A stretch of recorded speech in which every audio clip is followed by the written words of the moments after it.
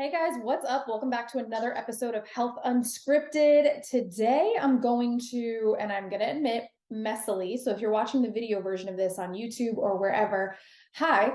And I'm going to be clicking through my screens because I don't want to quote things wrong, and memory is great, but maybe not that great. But this week we're going to be talking about Semaglitude, which is like the newest weight loss craze, right? If you don't know about it, I will be going into detail.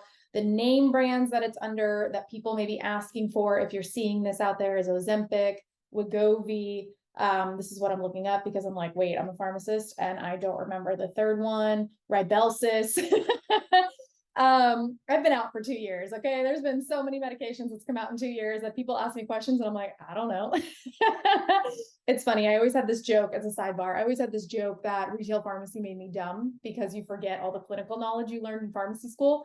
But we're not going to dive into that today. Today, we're going to focus on semaglutide for weight loss specifically. I'm also going to touch on some other pharmaceutical weight loss medications and just some other, procedures and things that are done for rapid weight loss or for massive weight loss, and my thoughts on those and kind of how to approach them moving forward. So the reason I'm doing this on Ozempic or Wegovy, Rybelsus, whatever name brand you want to put it under, we're going to be calling it the generic for this podcast, Semaglitude, is because it is like the newest crazy trend. Because I may ruffle some feathers in here too, but it's an easy button. It is let me take this instead of doing lifestyle, considerations, and I'll lose the weight. Now, in the studies I'm going to quote, they did do lifestyle interventions. Some people still do lifestyle interventions, but if you know anything about what I do and what we've been doing, sometimes you don't need a deficit. Sometimes you need to take a break out of a deficit in order to lose weight. We need to make hormones happy. We need to eat the right type of nutrients and the right type of macros. And most don't do that. But for this episode, a lot of people want to just take something and then see the results. And I say this because I even have clients who are really working hard and have made super great success, but they have colleagues who work in the hospital or in healthcare too, who are taking these injections every week, seeing greater results in weight loss. And they're like, well, I want to see that too. How come I'm not seeing it that fast? And I have to remind them that they're doing their due diligence and the hard work, which is going to pay off in the long run. And that's what I'm going to talk about in this podcast. Okay. So all about Semaglutide, what it is, the trials associated with it, my opinion on it, if I think it'll work, etc. Okay. So I am one of those pharmacists who quit pharmacy because I was tired of handing out Band-Aids and easy buttons. All right. And that's for most healthcare things. Other medications that are out there for weight loss, like phentermine, I don't love. I think there's a lot of side effects and it doesn't work once you get off of it. It raises your heart rate and blood pressure, makes you anxious. Don't love it. It suppresses your appetite. That's how phentermine works. And sometimes we already, have a suppressed appetite and we're not eating enough. So if we're eating less, it's only going to make our hormones worse. And this is primarily for women too, with hormone control and stress and just how that goes in the body. So now that we have semaglutide, which, is being studied for obesity, it is a diabetic medication, but the weight loss effects were so great, they started studying it for obesity. So what semaglutide is a GLP-1 analog. It's a glucagon-like peptide. Okay, so what it does is it helps with insulin sensitivity, and it also decreases appetite. It delays gastric emptying, so you're fuller longer. You don't eat as much. It does help weight loss in people with type 2 diabetes and adults who are obese. And obese is defined as a BMI of greater than 30. For the trial I'll be speaking about, they also took participants who had a BMI of greater than 27 with at least one other cardio or metabolic issue. The people in the trial did not have diabetes, so this is specifically studied for weight loss. So is semaglutide effective? Absolutely. So it's an injection. You take it once a week. The dose for weight loss is 2.4 milligrams once weekly.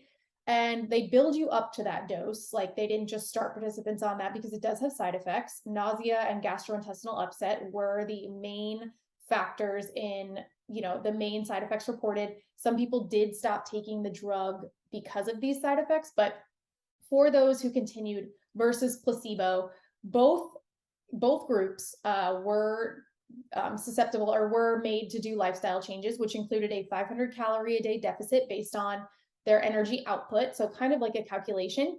And then 150 minutes of exercise per week, which could include just walking, right?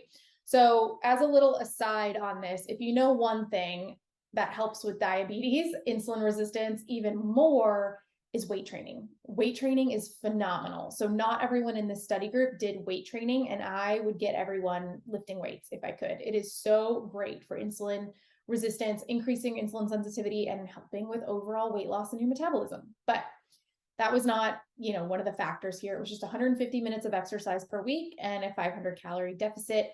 This study was done, it is the STEP trials, by the way, if you want to look it up, STEP, STEP trials, 68 weeks. So they were doing the study for 68 weeks, and there was a good amount of weight loss compared to placebo. I want to say, this is where I have the things pulled up because I'm like, I don't want to misquote it. Where are the results? Okay, so based on baseline to week 68, there was a 15% in the semaglutide group, I can't speak, compared with a 2.4% with placebo. So 15% of body weight lost versus 2.4%. Obviously, that is a really big deal. Okay, that's a lot more weight. I get it. It worked.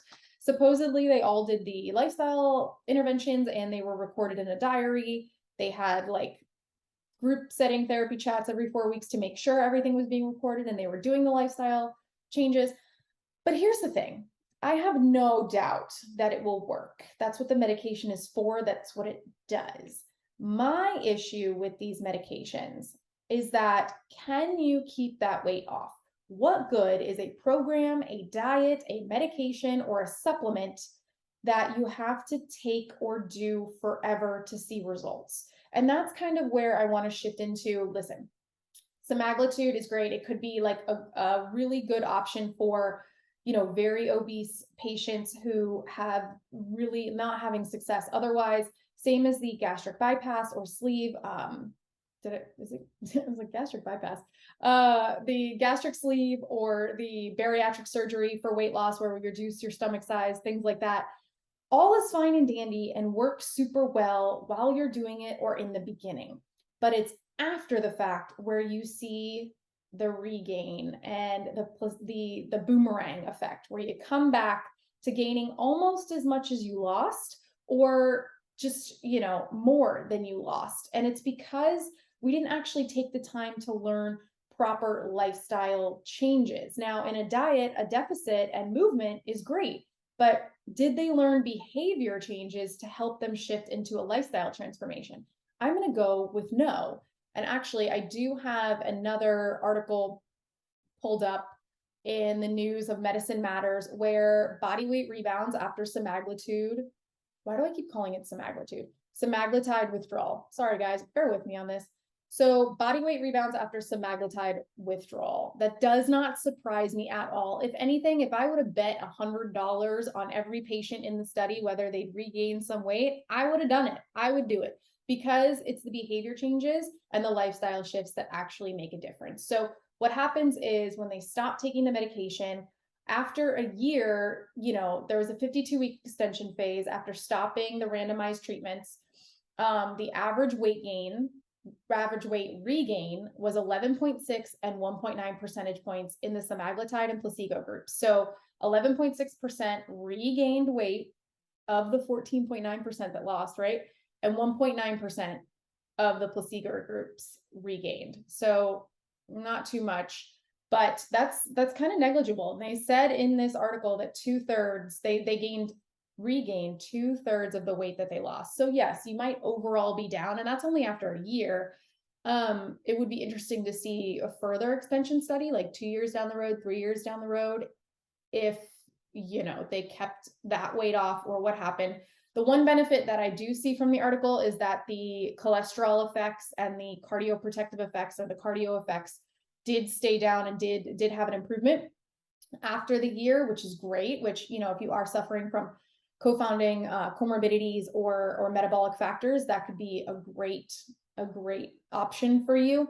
But as far as weight loss in general, they saw the most rebound with those who lost the most weight, which does not surprise me either, because obviously to get to a certain weight, we have to have certain behaviors and habits. And the quicker we lose that weight, that means it was either highly restrictive or something we did that wasn't sustainable. So you're going to see more weight regain in those clients because the factors in the lifestyle changes are still the same.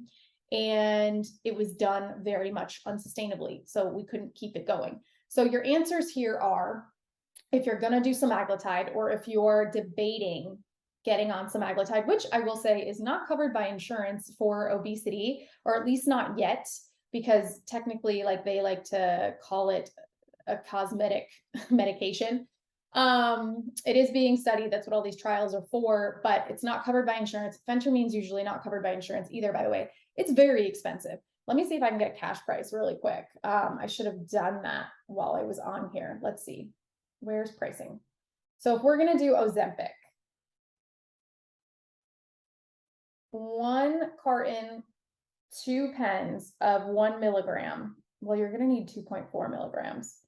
It's in the 800s, almost $900 cash price. Now, maybe you can get some coupons on GoodRx, but this says from GoodRx. So I highly doubt it's going to be cheaper than that. But $800, and that looks like it could be monthly. That's crazy. So super expensive. So your options are, if you're thinking about starting this, can you keep it up and do it forever? Because that's what they're saying now, is like, oh, with the weight regain and the withdrawal period and the extension study, it seems that patients may need continued therapy. Like, no shit, dude. Like, you're giving them an easy button, they're taking it, and then they regain after. You're going to need continued therapy. So do I want to be on this forever? Or will I commit the time and effort it takes to make behavior shifts so that I don't have to be on this medication forever, and I can maybe take it for a little while and then get off of it? Or can you just make the behavior changes and do the lifestyle changes and commit to that so that it is sustainable and you can have a lifelong healthy habit and energy and all of that without having to spend $800 a month, or wherever you can find it for cheaper if it's real, right? Like, maybe they're coming out of other countries on the black market. I don't know. Is semaglutide on the black market? So what you can do if you are debating this, and what I think they needed to add to this study to make it last long, so there wasn't so much rebound effects, and clients or anyone listening to this, the lifestyle behaviors that need to change are absolutely, yes, getting out and moving. 150 minutes of exercise is 5 days of 30 minutes walking, right? Like, you can walk, you can do whatever. I would say start weightlifting 3 to 4 times a week. Strength training is going to be the best, and no, that doesn't mean HIIT exercises. That means actual strength training. My nose is kind of running. Sorry, guys. If you're watching this video, sorry. Movement is great. Strength training is great. Definitely want to start doing that and incorporating it into your day. I will also differentiate exercise, which is going to be strength training, HIIT classes, things like that, with walking. Those are different and act on the body in a different way. NEAT, which is non-exercise activity thermogenesis, is walking, is fidgeting. That is really, really good for the body as well, and actually burns more calories over the extension of your total daily energy expenditure than exercise. The exercise component, which would be strength training, is really great for longevity, for helping bone health, metabolic health, insulin health, all of that. So you want to do both. So if I could really encourage you to do anything, it's start strength training. Even if you start at 2 days a week, start somewhere and then we build up. But do the strength training and then start walking for, we like to have our clients do 10K steps a day. But even if you're at 0K right now, start at 2,000, move up to 4,000, move up to 5,000, move up to 7,000, right? All you need to do is walk. And if you don't have a step counter, usually if you're walking at like 4 miles an hour, you can do a mile in 15 to 20 minutes, which is roughly 2,000 steps. So maybe you go for walks for 40 minutes, or walk around at work during lunch, in the morning, at night, take your dog for a long walk. I'm sure they'll enjoy it. Anything to get more steps in, park farther back in the parking lot, right? Like, these are behavior changes that will ultimately help you be successful in the future. Now, a dietary calorie deficit, like they did, a 500 calorie reduction, is great for a diet phase. But most of the women we see in our practice, and I call it practice, are clients who are already eating too low that they actually need to give their metabolism a break, come back up, diet break, and then we could put them into a deficit later because hormones are happy, metabolism is now happy, we're burning on all cylinders, it's great. If we have someone who's 1,200 calories and we put them 500 more calories in the gutter, which, you know, that's an extreme case, it's probably not happening, but I'm sure some of these people were eating 900 to 1,000 calories. And if you're a 200-pound person, that's an extreme deficit. That is huge. That's not sustainable. It's a lot, okay? That's fine for maybe a short period of time for clients in this study, but overall, it's not sustainable. You're going to need to learn how to get out of that diet. And I don't believe these clients learned how to get out of that diet. They ended the study and were like, whoa, I can go back to eating how I want to eat. And that's exactly what they did. Hence the 2/3 weight regain. So what I would say for lifestyle shifts as far as diet is related. Look at how long you've already been in a diet. Maybe you need to take some time off. Maybe we need to reset that metabolism. I'm not going to say reset, restore, because the metabolism is doing exactly what it's supposed to be doing. It's adapting to a lower caloric intake because it is a machine and it's conserving energy. So what we need to do is give it the fuel it needs to actually do its job properly and do it well. And then it will be an even better asset to you in the future when we go into a diet phase. So maybe that's step one. Step two is including high quality lean protein in every single meal that you have. All right. Breakfast, lunch, and dinner, make them 25 to 30 grams of protein minimum. We do not eat enough protein as a society. If you have kidney issues, liver issues, anything like that, check with your doctor first. I don't recommend a super high protein diet for those with kidney issues.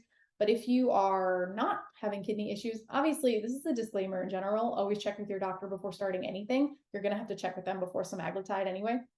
But protein at every single meal. Protein is so important. I would say, you know, aim for, if you are in the realm of like 20% body fat to 25% body fat, you can likely do 1 gram of protein per pound of body weight. If you are over 25% body fat to 30% body fat, maybe we back it down to 0.8. And then when we get into like 35% body fat to 40% body fat, we may need to do 0.5 grams per pound of body weight, right? Like if you are listening to this and you're 240 pounds, we're not going to give you 240 grams of protein. That would be insane. It will likely fall somewhere between 130, 135 if I'm doing it off the top of my head. So those are the protein calculations you're going to want to add those to your day. Protein, love it. Second is going to be fiber. Focus on fibrous foods. Fiber is amazing. I have a podcast called, The Magic Ingredient for Sustained Weight Loss. It is fiber. It is amazing. And as Americans, we are under fibered. I'm going to do another episode on what we're missing in our diets for overall health, but fiber is essential. You want 25 to 30 grams of fiber minimum each day. The normal American gets in about 10. That's terrible for our gut and for blood sugar regulation. So fiber, we want to add that too.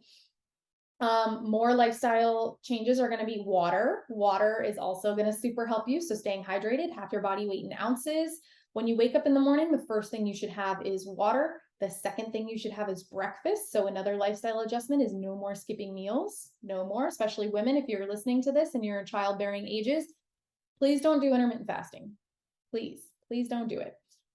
Start your day with a protein-packed breakfast, add some fiber. Raspberries are my favorite for breakfast. They're really high in fiber. And then do coffee 60 to 90 minutes after waking and after eating. We do not want to have caffeine on an empty stomach. That goes for pre-workout, that goes for Celsius, whatever you're drinking.